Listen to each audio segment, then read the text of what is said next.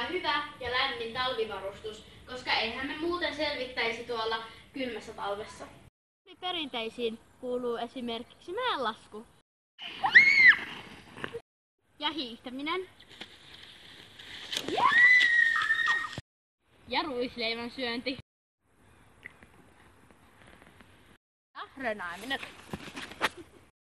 Ja rönääminen tarkoittaa siis kaatumista.